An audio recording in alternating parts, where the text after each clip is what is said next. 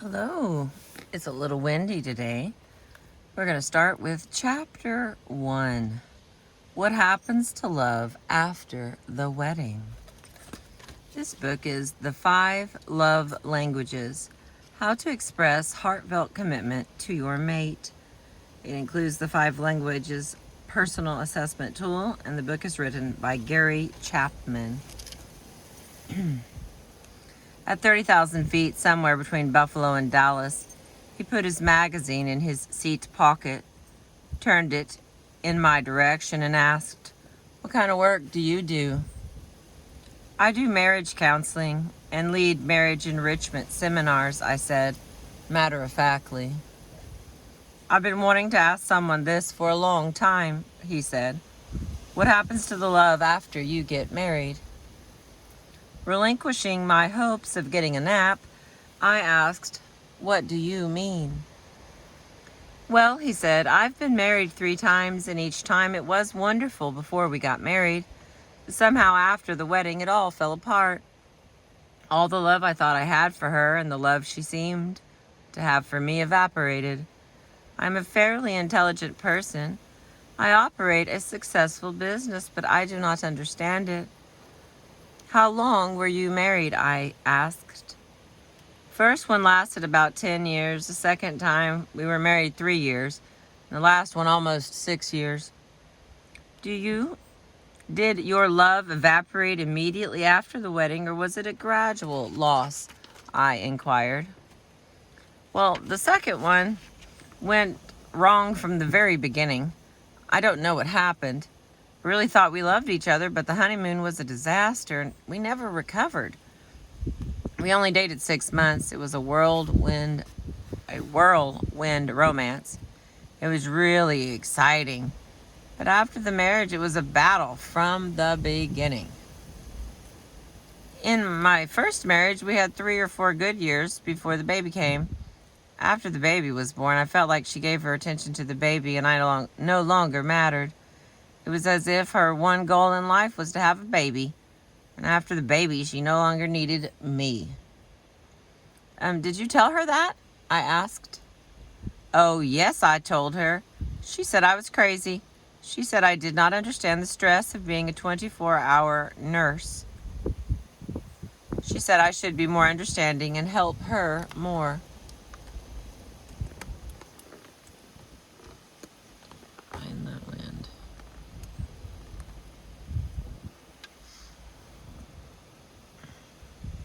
Really tried, but I didn't seem to make any difference. After that, we just grew further apart. After a while, there was no love left, just deadness. Both of us agreed that the marriage was over.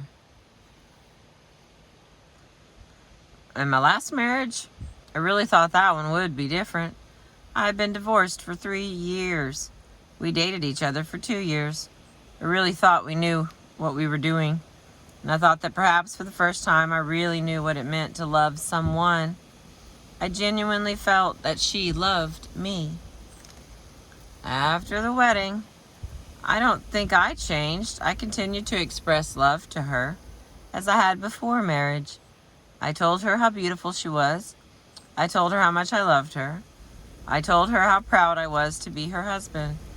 But a few months after marriage, she started complaining about petty things at first, like my not taking the garbage out or not hanging up my clothes.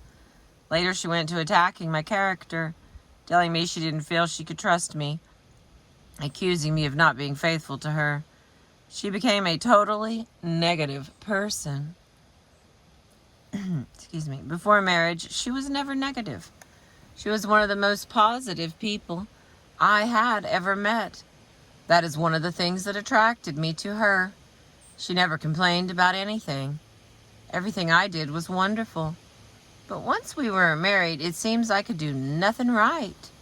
I honestly don't know what happened. Eventually, I lost my love for her and began to resent her.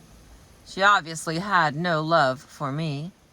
We agreed there was no benefit to our living together any longer, so we split.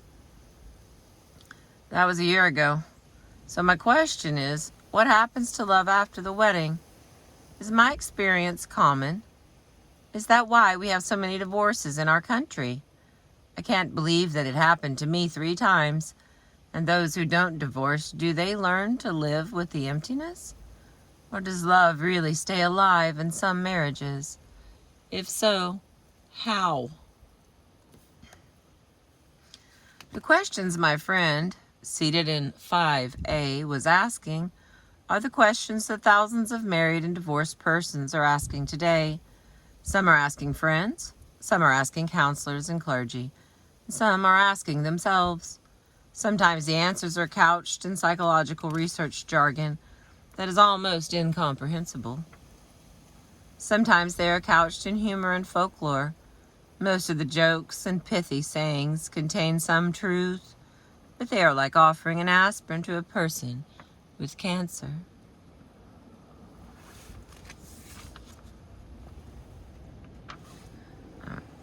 The desire for romantic love in marriage is deeply rooted in our psychological makeup. Almost every popular magazine has at least one article each issue on keeping love alive in a marriage. Excuse me. Books abound on the subject. Television and radio talk shows deal with it. Keeping love alive in our marriages is serious business. With all the books, magazines, and practical help available, why is it that so few couples seem to have found the secret to keeping love alive after the wedding? Why is it that a couple can attend a communication workshop, hear wonderful ideas on how to enhance communication, return home and find themselves totally unable to implement the communication patterns demonstrated? How is it that we read a magazine article on 101 ways to express love to your spouse, select 2 or 3 ways that seem especially good to us, try them, and our spouse doesn't even acknowledge our effort? We give up on the other 98 ways and go back to life as usual. We must be willing to learn our spouse's primary love language if we are to be effective communicators of love. The answer to those questions is the purpose of this book. It is not that the books and articles already published are not helpful. The problem is that we have overlooked one fundamental truth. People speak different love languages.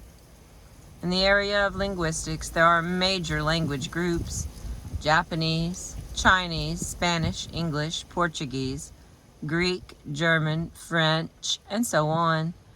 Most of us grow up learning the language of our parents and siblings, which becomes our primary or native tongue.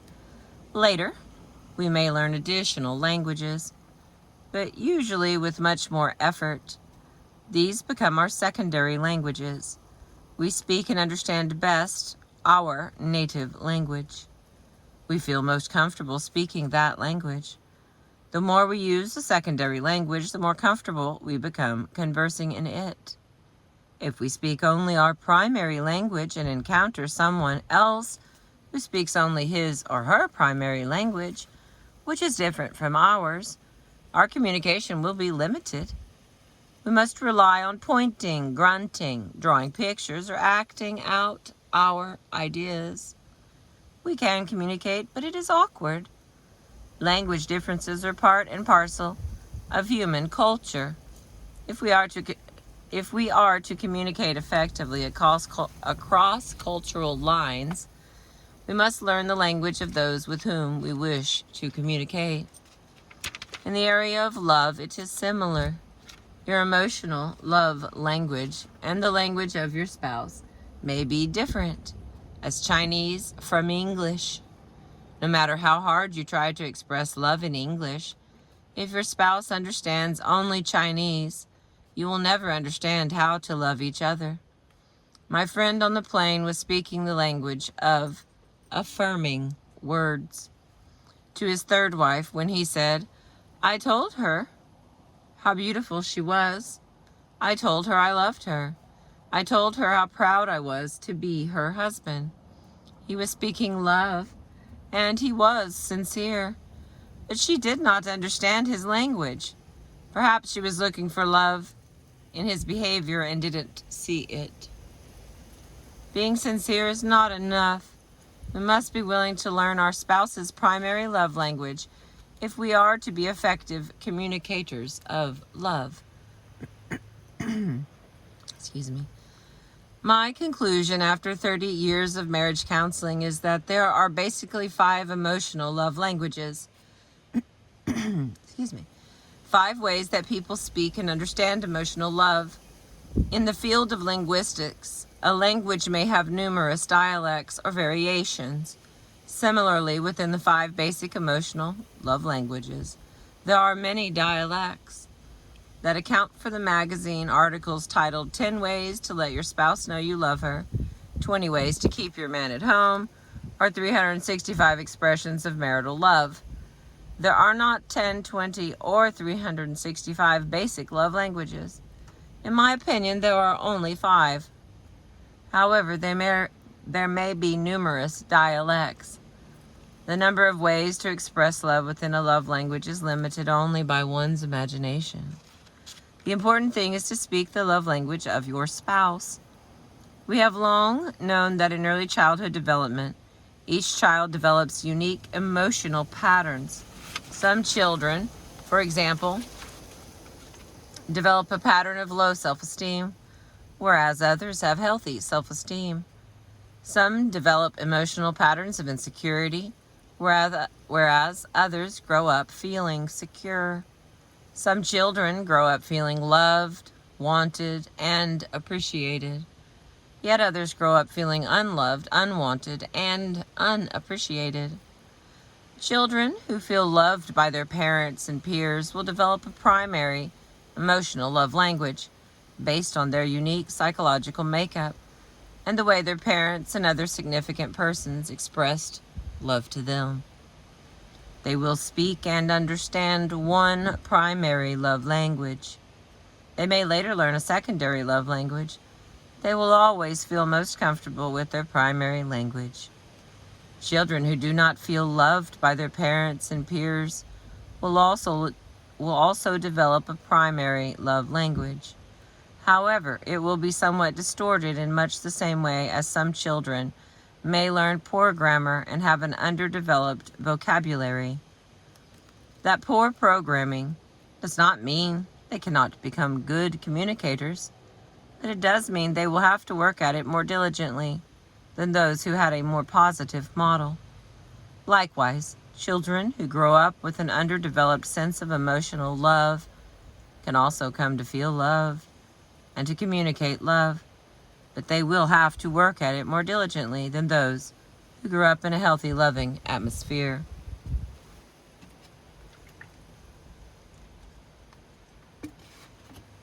Seldom do a husband and wife have the same primary emotional love language. We tend to speak our primary love language, and we become confused when our spouse does not understand what we are communicating. We are expressing our love. The message does not come through because we are speaking what to them is a foreign language. Therein lies the fundamental problem, and it is the purpose of this book to offer a solution. That is why I dare to write another book on love.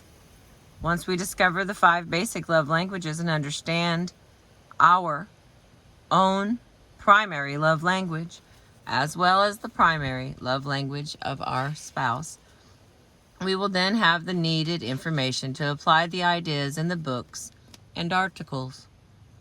Once you identify and learn to speak your spouse's primary love language, I believe that you will have discovered the key to a long-lasting, loving marriage.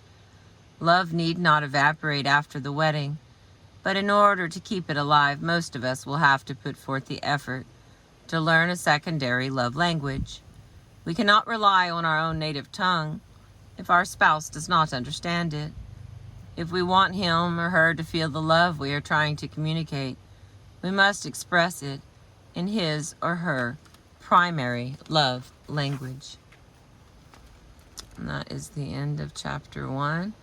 Chapter 2 will be titled Keeping the Love Tank Full.